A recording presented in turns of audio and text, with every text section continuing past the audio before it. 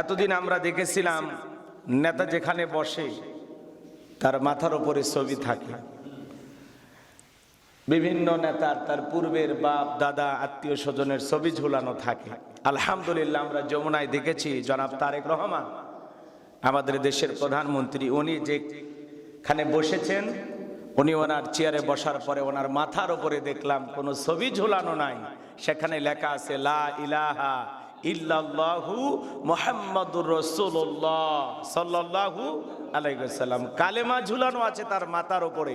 নেতারও ছবি নাই, নেত্রীরও ছবি নাই। আলহামদুলিল্লাহ, ছবির যে মাথার উপরে ছবি টাঙানোর যে সিস্টেমটা ছিল আলহামদুলিল্লাহ সেটা বিদায় হয়েছে 2026 সালের এই নতুন সরকারের মাধ্যমে। এজন্য জনাব তারেক রহমানকে আমরা ধন্যবাদ জানাই যে তার মাথার উপরে শোভা পাচ্ছে কালেমা।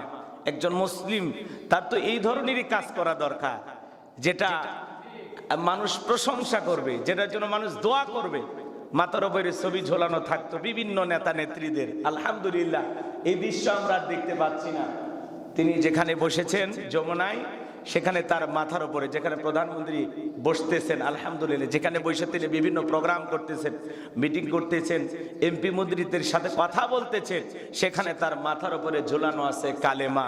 এই দৃশ্য দেখে আমরা তাকে ধন্যবাদ জানাই এবং আলহামদুলিল্লাহ এরকম পরিবর্তনই আসুক এটা আমরা চাই।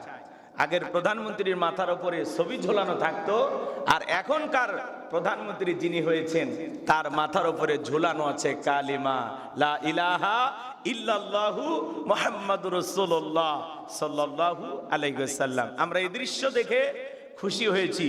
আল্লাহ তাআলার কাছে দোয়া করতেছি এভাবেই যেন প্রত্যেকটা জায়গাতে পরিবর্তন আসে।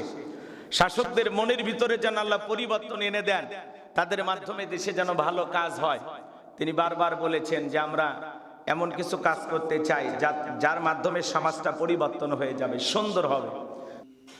হযরতে আবু হুরায়রা রাদিয়াল্লাহু তাআলা বর্ণিত, তিনি বলেন নবী করিম সাল্লাল্লাহু আলাইহি সাল্লাম বলেছেন, রাসূল আকরাম সাল্লাল্লাহু আলাইহি সাল্লাম ঘোষণা করেছেন, যেই লোক রমজান মাসে রোজা রাখবে ঈমানের সাথে চেতনা সহকারে, সওয়াবের আশায় রোজা রাখবে, সওয়াবের আশায় রোজা রাখবে, তার পূর্ববর্তী জীবনের সমস্ত গুনাহগুলোকে আল্লাহ রাব্বুল আলামিন maaf করে দেবেন। বলুন সুবহানাল্লাহ।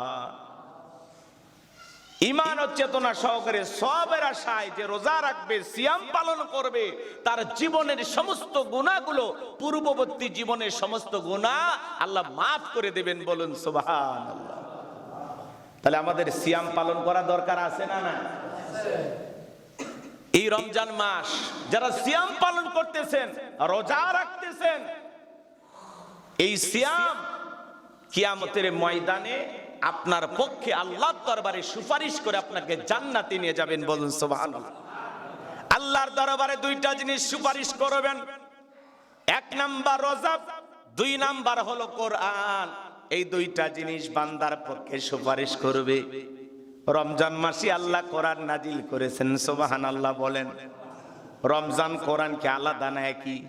কথা বোঝেন নাই মনে হয়। এই রমজান মাসে আল্লাহ তাআলা কোরআন নাজিল করেছেন।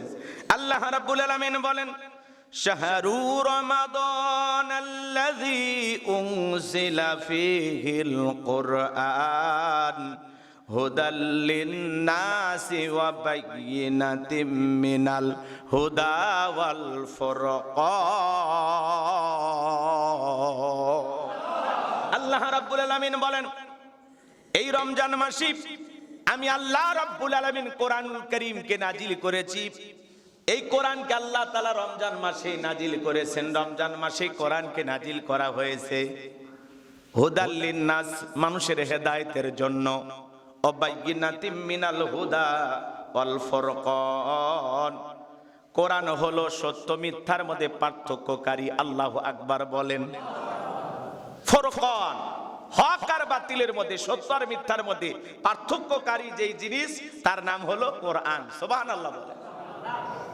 তাহলে রমজান মাসে আল্লাহ তাআলা কোরআন নাজিল করেছেন। তাহলে রমজান বান্দার পক্ষে কিয়ামতের ময়দানে আল্লাহর কাছে সুপারিশ করবেন, কোরআন বান্দার পক্ষে আল্লাহর দরবারে সুপারিশ করবেন। তাহলে রমজানের রোজা আপনার আপনার পক্ষে সুপারিশ করবেন, কোরআন আপনার পক্ষে সুপারিশ করবেন। তাহলে এই কোরআন রমজান মাসে বেশি বেশি তেলাওয়াত করার দরকার আছে না নাই? রমজান যেন হয় কোরআনময়। প্রত্যেক দিন আমরা যতটুকু পারি কোরআন তেলাওয়াত করব। কারণ রোজা আমি সিয়াম পালন করতেছি, সিয়ামটা আল্লাহর দরবারে আমার পক্ষে সুপারিশ করবেন। আমি কোরআন তেলাওয়াত করব, কোরআনও আমার পক্ষে আল্লাহর দরবারে সুপারিশ করবেন। এই দুইটা জিনিসের সুপারিশ আমাদের দরকার আছে না নাই? তাহলে আমরা সিয়াম পালন করব, রোজাও আমার পক্ষে সুপারিশ করবে, আমি কোরআন তেলাওয়াত করব, কোরআনুল কারীমও কিয়ামতের ময়দানে আমার পক্ষে সুপারিশ করবেন আমাকে জান্নাতে নিয়ে যাওয়ার জন্য। চিৎকার মেরে বলুন সুবহানাল্লাহ। এই রমজান মাস আমলের মাস, ইবাদতের মাস। আজকে আমরা রমজান মাসে আমল করতে চাই না, নানা দ্বিধা দ্বন্দ্ব নিয়ে আমরা ব্যস্ত থাকি। রমজান যায় আসে, আমাদের ভিতরে পরিবর্তন আসে না। সিয়ামের কত গুরুত্ব বলতেছে হুজুর, রমজান মাসে শয়তানকে বন্দী করেছেন আল্লাহ রাব্বুল আলামিন। বড় শয়তানগুলোকে শিকল দিয়ে বন্দী করা হয়েছে, এরপরেও শয়তানি কমে না।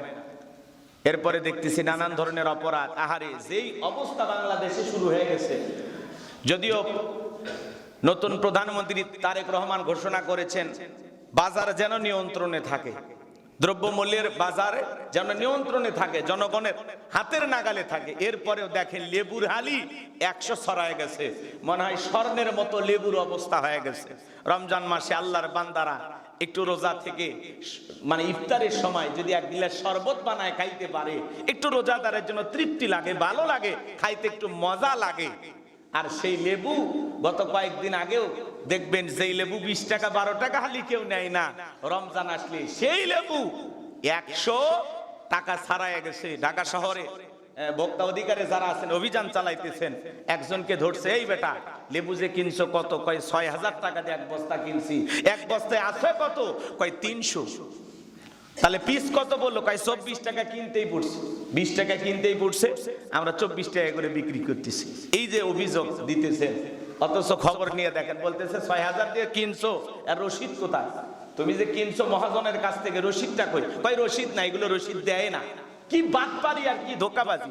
রমজান মাসে কতটা মিথ্যা কথা মানুষ বলে, কথা বলেন না কেন? খেজুরের দাম বাইরে গেছে। এক দাড়ি টুপিওয়ালা ভোক্তা অধিকারের লোকজন গেছেন, যারা এই যে বিভিন্ন ভাবে অভিযান চালান, তো বলতেছে আমরা শুনতে পাইছি, আমি দেখিনি, খেজুরের জাহাজ নাকি একটা ডুবে গেছে। শুনছেন কথা? রমজানে খেজুরের দাম কেন বেড়ে গেল? চট্টগ্রাম আসার আগেই একটা খেজুরের জাহাজ নাকি ডুবে গেছে।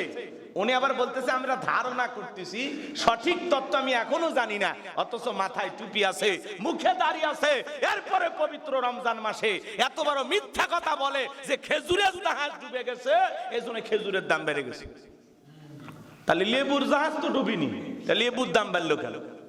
তো এই হলো সমাজের অবস্থা। রমজান আসলেই আমি বিশ্বাস করি, রমজানের 2 দিন আগে আমি তরমুজ কিনে খেলাম, তখন কিনলাম 50 না 55 টাকা কেজি। আর গতকালকে তরমুজ কিনবে যা দেখি কয় হুজুরি 100। কে কয় দাম বেড়ে গেছে, কি করবেন? হাই রে বাংলাদেশ! ওই দিক থেকে প্রধানমন্ত্রী বলে দাম কমাও, আর জনগণের কাছে এইভাবে জুলুম করে টাকা নেওয়া হচ্ছে। লেবু কি এমন লেবু আছে ওর ভিতরে কি সোনা আছে? নাকি রমজানের আগে লেবুর রস হয়তো বা 20 গ্রাম 50 গ্রাম হইতো, এখন রমজান আসার কারণে প্রত্যেকটা লেবুর ভিতরে কি আধা কেজি করে রস হয়েছে নাকি? না আগের মতোই আছে? আল্লাহ এই সমস্ত অসাধু কালো বাজারে ব্যবসায়ী যারা সুযোগ সন্ধানী, রমজান মাসে জনগণের উপরে এইভাবে প্রত্যেকটা জিনিসের দাম বাড়ায়া, ছোলা বুটের দাম বাড়ায়া, লেবুর দাম বাড়ায়া, কলার দাম বাড়ায়া, তরমুজের দাম বাড়ায়, প্রত্যেকটা ফল ফুডের দাম বাড়ায়, যারা জিম্মি করে খেজুরের দাম বাড়ায়, এইভাবে ব্যবসা করতেছে। আল্লাহর কাছে প্রত্যেকটা ব্যবসায়ীকে জবাব দিতে হবে। কথা বলে ঠিক কিনা?